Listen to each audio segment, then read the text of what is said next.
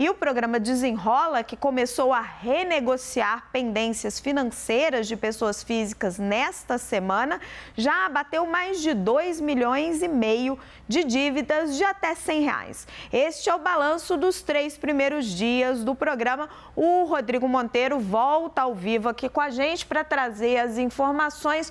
Rodrigo, conta um pouquinho como que está essa utilização do Desenrola pelas pessoas.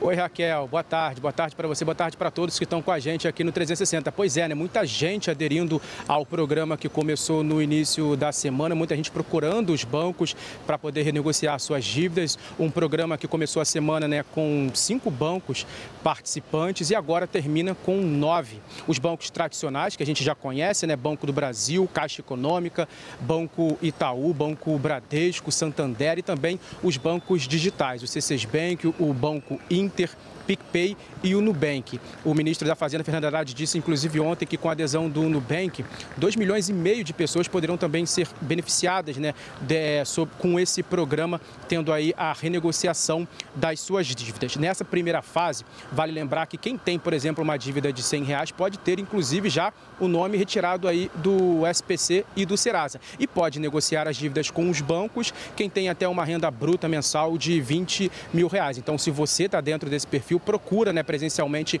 os bancos, um desses aqui que eu falei, a partir da segunda-feira para renegociar as suas dívidas, porque é muito importante, vale a pena essa oportunidade. Se você não conseguir presencialmente, antes de ir até o banco, você pode, né, entrar em contato também pelos canais de atendimento do banco para saber se há a possibilidade dessa renegociação online ou direto também pelo próprio telefone. Hoje, por exemplo, as agências da Caixa Econômica Federal abriram, né, por volta de 9 da manhã para atender ao público e fazer também essas renegociações. Como eu disse, vale ressaltar, né, que você pode fazer tanto presencial como também online. O objetivo do governo é fazer com que as pessoas retirem os nomes, né, do SPC, Serasa, fiquem com o nome limpo para poder, né, pegar empréstimo, para poder ter acesso a mais crédito, para voltar a comprar, para também, né, ativar e girar mais a economia, fazer um contrato de aluguel e também fazer um crediário, por exemplo. A expectativa do governo federal é de que mais de 70 milhões de pessoas possam ser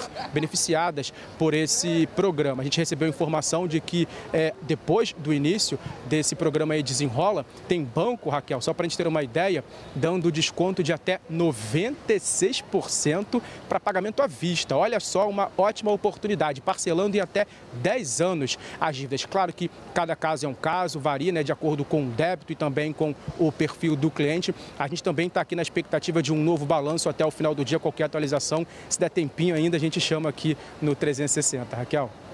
Obrigada, Rodrigo. Qualquer novidade a gente traz ainda até o final do programa. Obrigada, meu querido.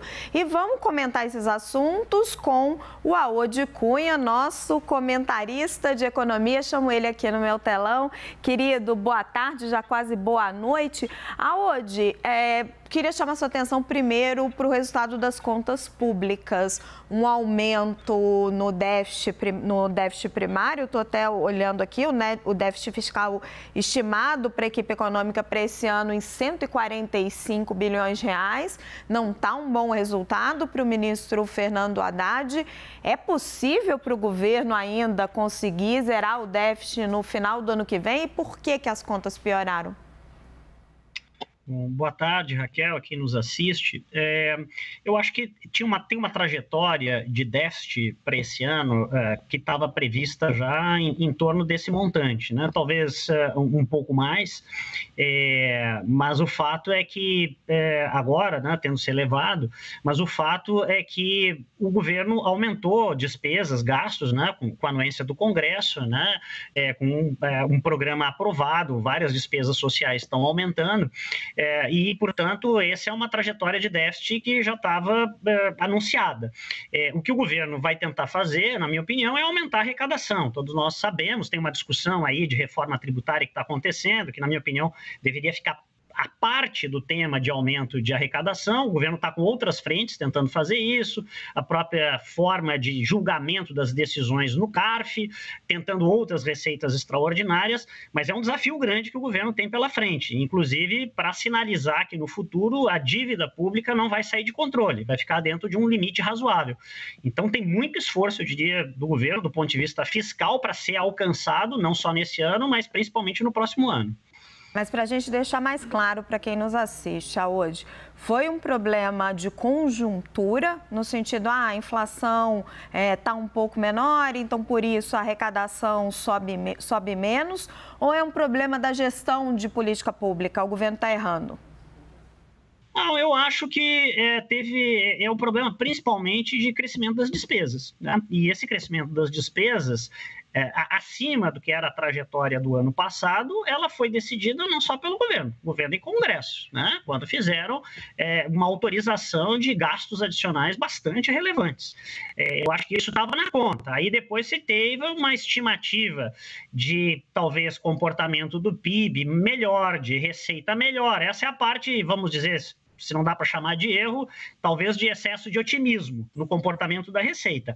Mas o principal aqui é que os gastos estão aumentando mais, como eu diria, seria previsível pelas autorizações que foram dadas. E, Aode, para a gente fechar, queria sua avaliação um pouquinho sobre o desempenho do Desenrola. Parece que tem bastante demanda, o programa está fluindo. Como que você está vendo essa primeira etapa? Eu acho que é natural que, se tivesse uma demanda grande, né, o nível de endividamento das famílias tinha batido num recorde, né, no final aí do primeiro semestre. Nós vamos ter, eu acho, uma adesão grande, está tendo no início, né? Individualmente, para as pessoas, para as famílias, essa é uma notícia boa, evidentemente, né? Você sai do impedimento de poder fazer transações do seu dia a dia, né? Sai de um cadastro sujo, por assim dizer.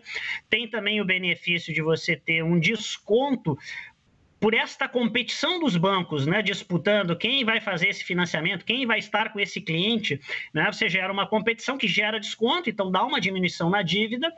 Por outro lado, eu acho que é importante ter a noção de que, na minha avaliação, não vai ser o Desenrola que vai gerar um novo ciclo de expansão de crédito ou de consumo, porque o que aconteceu é que as famílias chegaram no limite de endividamento, tanto porque a renda não cresceu com as dívidas que foram feitas, como porque a taxa de juros subiu muito.